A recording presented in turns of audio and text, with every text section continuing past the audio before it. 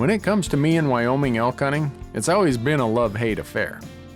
This state seems to put me through the ringer.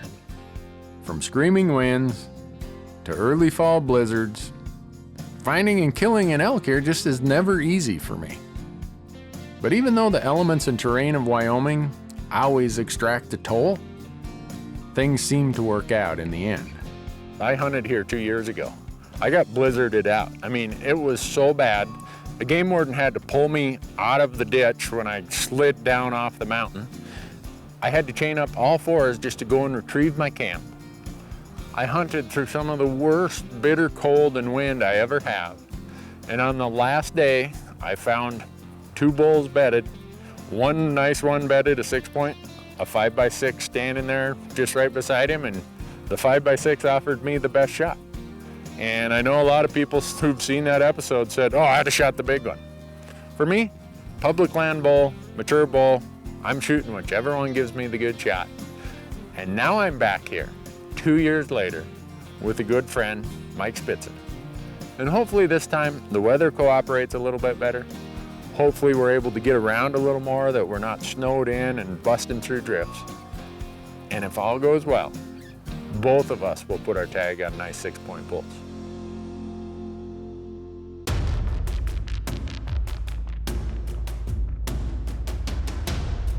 This is one of these hunts that we're so far away from any, what I'd call, point of civilization. You don't get cell service, you don't get anything, which is just how I like it. I told Mike we're gonna wall tent it. So I brought my entire setup, 2 wall tents, stoves, cots, everything. We're gonna be right here where we can leave from camp, hike these ridges, and start glassing.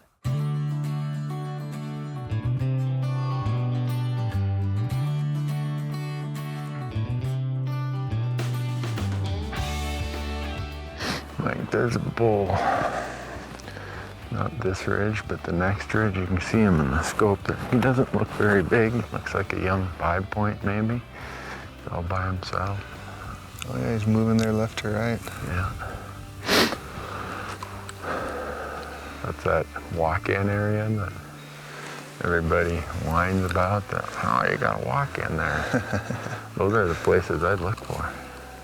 What this is here is a mix of public and private. There's a lot of public to be had. It's just sometimes it's harder to get to. There's some places that are in Wyoming has what's called hunter management areas. You can go hunt that in this unit.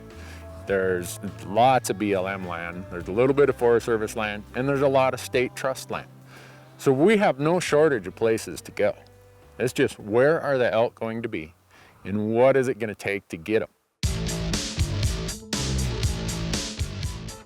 That little bull made some pretty quick time. He would just cruise that ridge. He went over a little saddle and he was gone. Yeah. The first day, I told Mike, look, let's just go up on these ridges. Let's glass. We can see forever, and let's just get a little bit of feel, see if we see anything moving, see where other hunting pressure might be. And that's what we did. We climbed way up, and we get up there, and we're glassing. And right away, there's nice 5x5, small 6x6. Mike sees 3 raghorns, but all of this is way off in the distance. I'm talking like 2 miles away. Well, Mike, we saw 5 bulls this morning, way far away. Yeah. All going the same direction. So here's my theory. Tell me what you think of it. That we go back to our camp, we get in the truck and we drive way around on that ridge road and we park up there. And then we got about a couple-mile walk up to the head of that basin. Mm-hmm. But at least then we'll be up above them and we can glass down in. Every single one was moving left to right. That was awesome. Going uphill. Yeah.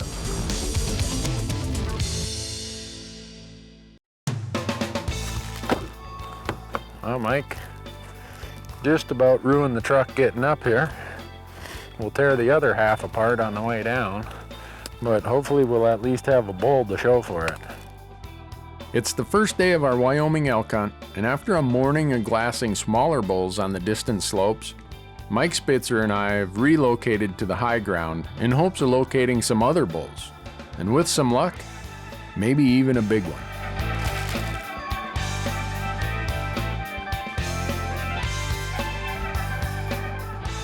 So the first evening, we put on some miles. We went up to the very top of this unit, to the top of these mountains, and hoping that we were going to find elk up there, expecting that's where we were going to see them, because we really weren't seeing the numbers we expected down low. This high country has piles of snow, which we hope is going to give us the advantage in locating their fresh sign. It was windy, the snow was old and crusted over, and there were just very few elk tracks. The elk hadn't been up on top. But this hike, even though it's been kind of an investment of the entire afternoon, tells me we're wasting our time up really high. They're just, I mean, there's so few tracks up here for as much snow as here. And as long as that snow has been here.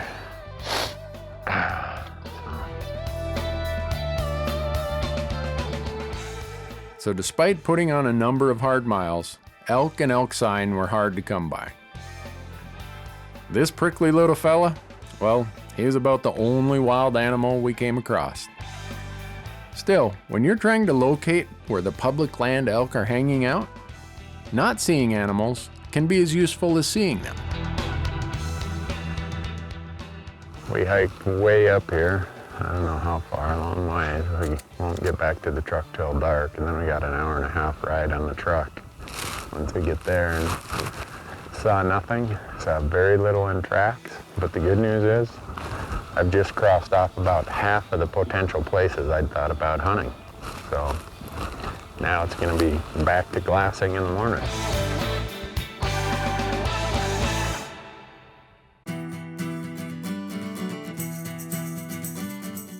Not looking good, Mike. Hike all the way up here and we can't see but 100 yards. So we get up the second morning, and as is often the case, the weatherman was incorrect. The fog was here. We climb up these ridges up above our camp, and we get up there and you can't see anything. You can see 100 yards at most. And when your strategy is based upon climbing to high knobs with spotting scopes and just glassing for miles, a foggy morning is not what I'd call real productive. Welcome to elk hunting luck. Some days you hike real far and you see nothing. Some days you walk around the corner of the trail and they're standing there waiting for you. And then some days you hike up and you can't see anything. Nothing you can do about it. So we just sat there, and as hard as the wind was blowing, we knew sooner or later the sun would burn that fog out of there or the wind would blow the clouds away. Cleared out good, Mike.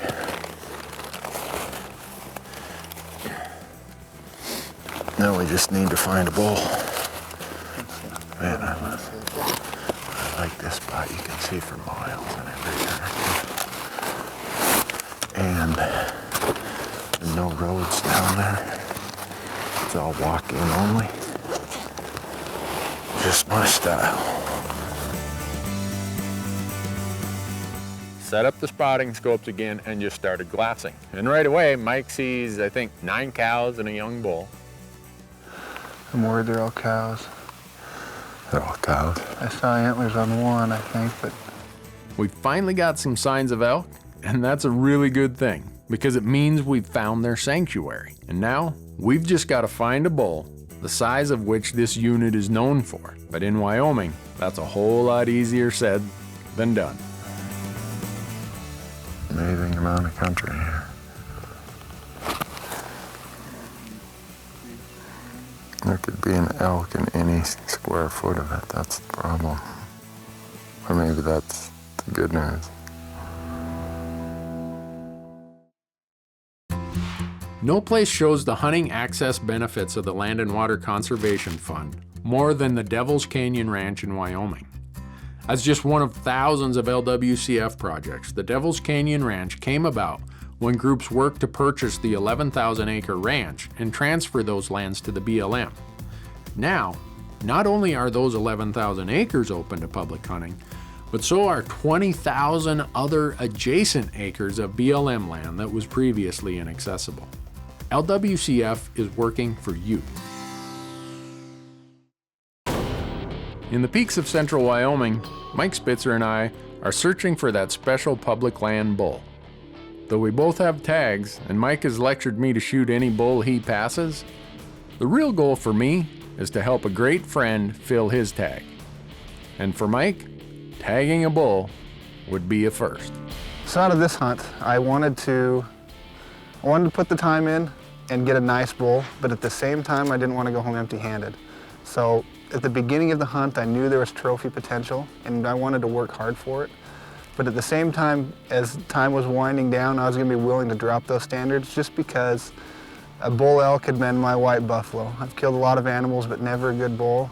I get to hunt a lot. I get to hunt all over the West. Mike's busy with work, young kids, family, all that. He doesn't have the time to hunt as much as I do. So this hunt, hopefully, is going to be about Mike getting his first bull, a public land Wyoming bull that hopefully he's really happy with. It's the second day of our hunt, and we've found what we think is a location of a big bunch of elk. They're in a rugged, roadless area. But we still haven't seen that special bull that Mike's looking for. I go off and I'm looking the other direction, over on the other side of these ridges, and I didn't see anything. I come back and Mike says, you know, right up where those aspens are up there, where they go behind those rocks, I thought I saw a bull walk in there, but I can't see anything now. The rocks are in front of it. I saw from far away, probably 2.5, 3 miles, a number of ridges. What I saw was a blonde patch from an elk behind a pine tree. And I put the spotting scope on it and I was watching him, and I said, I couldn't see anything but the blonde fur. And I knew it was an elk, but until it moved, I couldn't confirm it. And sure enough, it took a step and it was gone. But that glimpse of blonde fur told me that there was an elk up there. And judging just by the color of the fur that I saw, it was most likely a bull. So we knew it had antlers, we just didn't know what size. I knew that I was willing to go all the way up there just to see if it really was a bull. I knew there was elk, and when I talked to Randy and we said, hey, look, you know, we haven't seen much else. This will at least put us in a new spot, a new location, and see what we can find up there. We decided we'd go up after it. We'd put the miles on and climb up to the top up there where I thought I saw it and see what we could find. Well, it's the second afternoon, and this morning we were way over on some ridges there, and Mike glassed a bull back in a drainage back here. We got to go up these cliffs. Now, I don't know why he would glass a bull there, but he didn't get a very good look at it, he says. So he just wants to drag me up here. That's right. Because if he got a good look at it and it was only a 5-point or something, he couldn't find a reason to drag me all the way up here. But we've already been hiking for about an hour, but this is really a good spot. It's all this whole area here is a walk-in only, non-motorized area. And it's got everything. It's got water, great feed. It's got ridges for him to get up on in the afternoon in bed. So we're gonna lock in the hubs and head up to that rock spire you see up there on the top. And I think in the next drainage over is where Mike claims there's a bull. We got to push a couple mountain goats out of the way first, I think, to get to it. Yeah, we'll find out. By dark, we'll know if there's a bull in there. Beware the stranger in the orange vest, for he is death.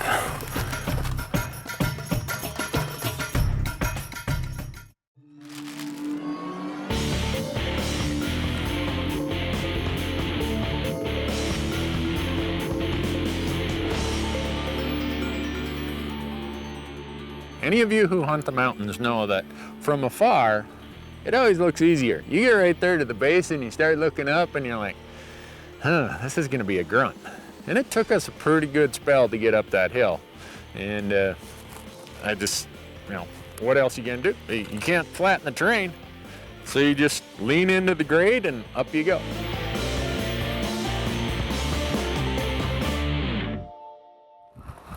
The bull disappeared in here. He could easily kept sneaking around this way, so we're gonna circle around these rocks and just get up above where he might be. Just wait him out. If he was in here this morning, he's not that far away because there's good feed down here, there's water down here. This would be great bedding cover for him, so I think we just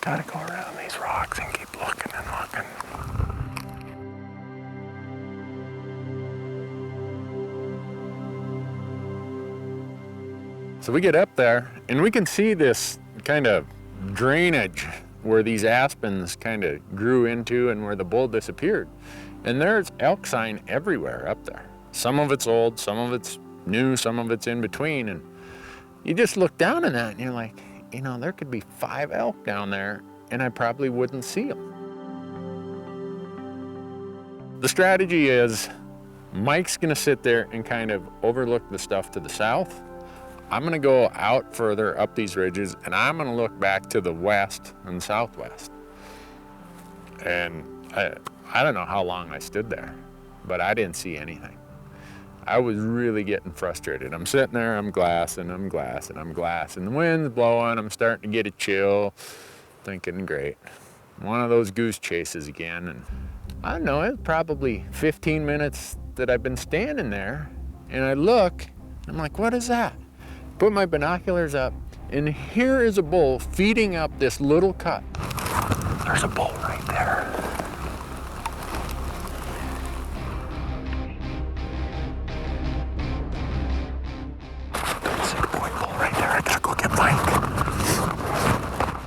Randy had stayed glassing up on top, and he was working on the opposite side of the ridge, looking over into these little coulees that were protected from the wind. And sure enough, it wasn't very long before he was waving his arms, trying to get our attention, because he had found a bull. He's looking right at us. Okay, look through those limbs right there.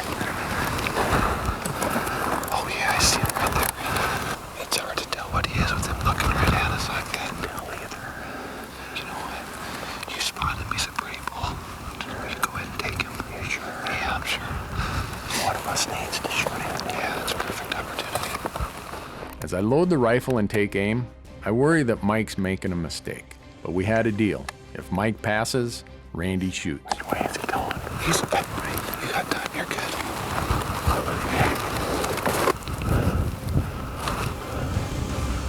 You on him, Brad?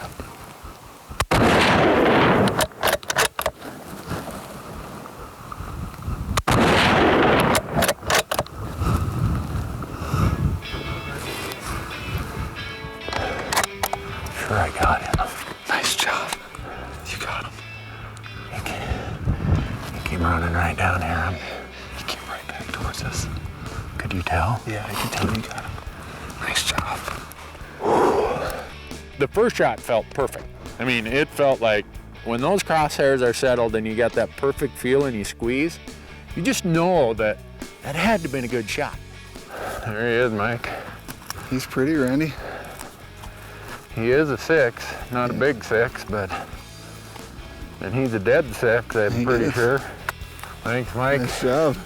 Not very often do you walk up on a bull and he's way bigger than you thought. Second night, we've already got a bull on the ground and we're just getting into this hunt. There are few places that reward hard work more than Wyoming, and I've got a couple good bulls to show for it. But the work starts when the shooting stops, especially in mean rocky ground like this. Mike and I take care of the dressing and quartering with good speed and excitement, knowing the sooner this bull is off the mountain, the sooner we can find Mike that special bull he's been looking for. And this is turning out to be one of those hunts where everything's going right. This doesn't happen to the Fresh Tracks crew. And I'm thinking to myself, is this gonna be one of those hunts where after all the work, all the effort, all the research, finally, all the dominoes are gonna be in place and it's just gonna go according to plan. 2 days into it, sure looks like it. Experience tells me there are no guarantees in elk hunting, so we're gonna have to put in even more work to get Mike a special bull. We'll see if we can get that done next week on Fresh Tracks.